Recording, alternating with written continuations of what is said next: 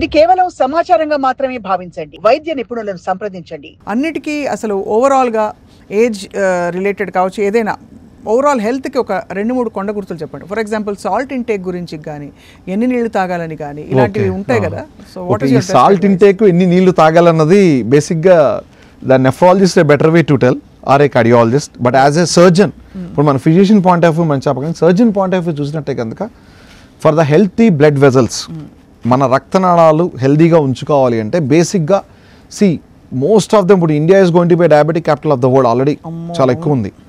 Diabetes ఉన్న వాళ్ళు strict diabetic control ఉంచుకోవాలండి. That's very important. నేను ఇందా చెప్పినట్టు కంట్రోల్లో ఉన్నా సరే న్యూరోపతి యూ కాంట్ ఎస్కేప్ అన్నాను. కంట్రోల్లో ఉంచుకుంటే అట్లీస్ట్ రక్తనాళాల బ్లాకేజ్ అనేవి మనం డెఫినెట్గా తగ్గించుకోగలం. హైపర్ టెన్షన్ డెఫినెట్గా కంట్రోల్లో ఉంచుకోవాలి. It's very important.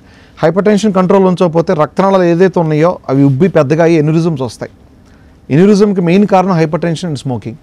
స్మోకింగ్ అనేది వెరీ ఇంపార్టెంట్ ఫర్, ఎలా అయితే మీరు స్మోకింగ్ క్యాన్సర్కి వెరీ ఇంపార్టెంట్ అని చూపిస్తున్నారో cause, smoking is also very risk factor for a రక్తనాళాలు మూసుకుపోవడం. రక్తనాళాలు మూసుకుపోవడానికి smoking also very important risk factor అండి. స్మోకింగ్ డెఫినెట్గా క్విట్ చేయాలి. ఓకే, ఎలా అయితే కార్సినోజెనిక్కో రక్తనాళాలకు కూడా మీరు కార్డియాక్ హెల్త్ చూసుకున్నా సరే స్మోకింగ్ డెఫినెట్గా క్విట్ చేయాలి. అట్ ద సేమ్ టైం మన బాడీలో రక్తనాళాలు మూసుకుపోకుండా ఉండాలన్నా స్మోకింగ్ క్విట్ చేయాలి. And healthy life style.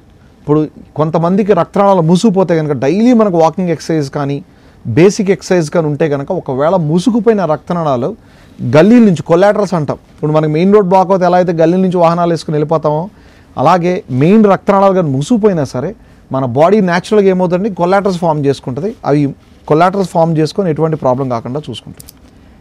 చాలా ఎక్సలెంట్ అడ్వైస్ ఇచ్చారు డాక్టర్ నరేంద్రనాథ్ గారు. అండ్ ఈసారి మళ్ళీ మరికొన్ని అంశాలపై మీతో మాట్లాడాలి, బోల్డని విషయాలు తెలుసుకోవాలి.